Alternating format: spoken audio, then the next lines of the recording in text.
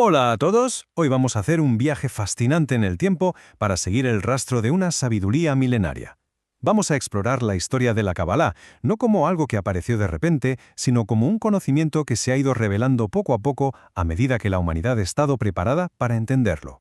Y esta será nuestra hoja de ruta. Empezaremos entendiendo esa idea de una revelación gradual, luego viajaremos hasta la primera semilla con Abraham y seguiremos con la doble revelación de Moisés. Descubriremos qué es el Zohar, cómo lo sistematizó todo el Ari y terminaremos viendo por qué, justo ahora, esta sabiduría se está abriendo al mundo. Fijaos en esta línea de tiempo.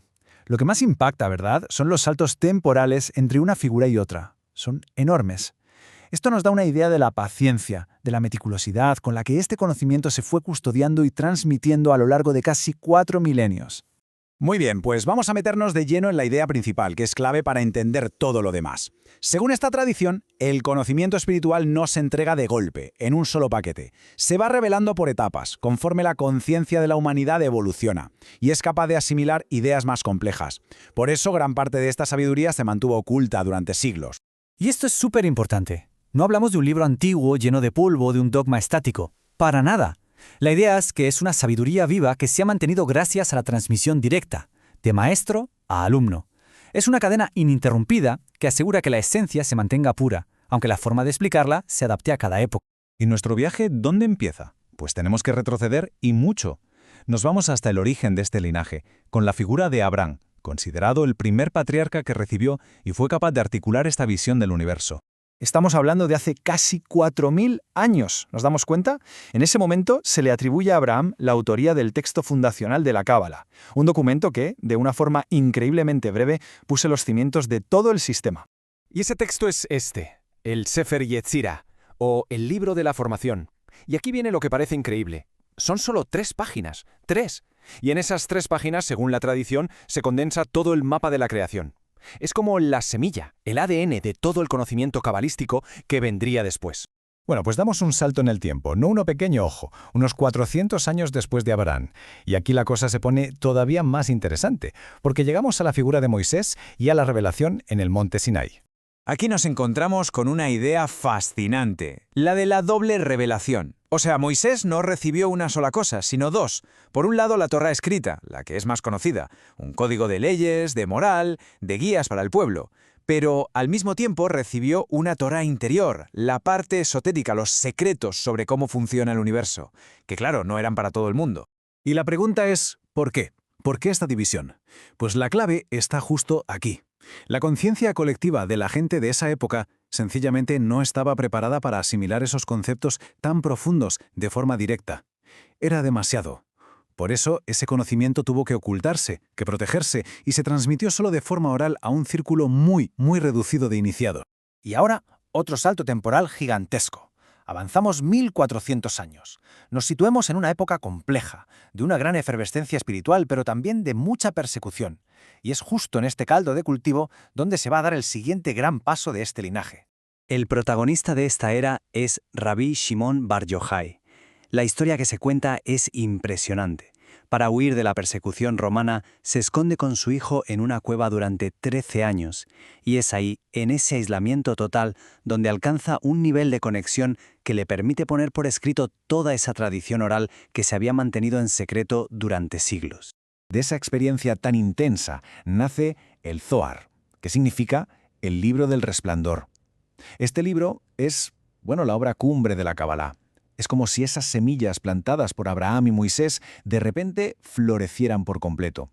Lo que hace el Zohar es decodificar la Torá y desvelar sus dimensiones místicas más profundas. Pero aquí viene lo que de verdad te deja pensando. A pesar de que ya estaba escrito, el Zohar tuvo que volver a ocultarse. Y no por poco tiempo, por otros 1200 años. La razón es la misma de siempre. La humanidad, como colectivo, todavía no estaba preparada para recibir esa luz. El libro, simplemente, esperó. Y ese momento de estar listos llega por fin en el siglo XVI. ¿Dónde? En un lugar muy especial, la ciudad de Tzfat, en el norte de Israel. Cuando el Zohar es redescubierto, Tzfat se convierte en un auténtico hervidero de cabalistas, un renacimiento espiritual en toda regla. Y justo en medio de toda esa efervescencia aparece una figura que lo va a cambiar todo. Rabbi Yitzhak Luria, más conocido como el Ari, que significa el león. Y vaya si lo fue. Su impacto en el estudio de la Kabbalah fue sencillamente revolucionario.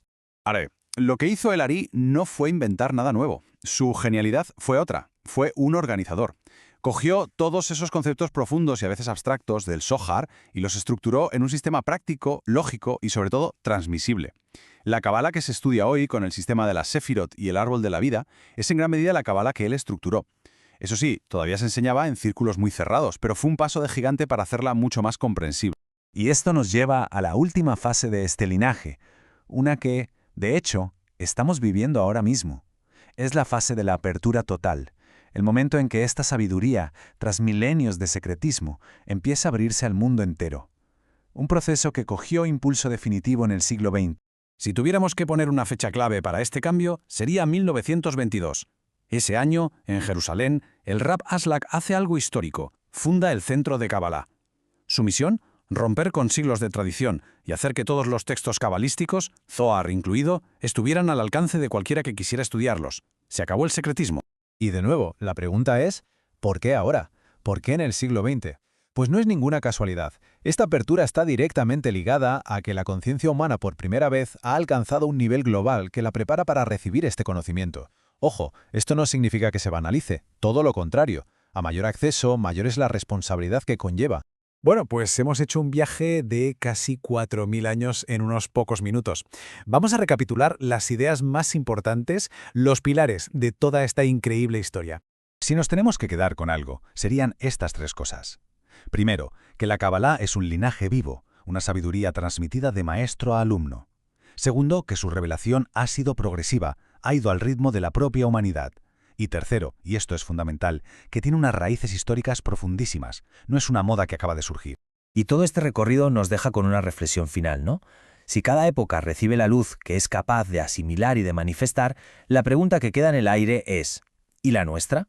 ¿Qué parte de esta sabiduría nos corresponde a nosotros desvelar y aplicar en el mundo en que vivimos?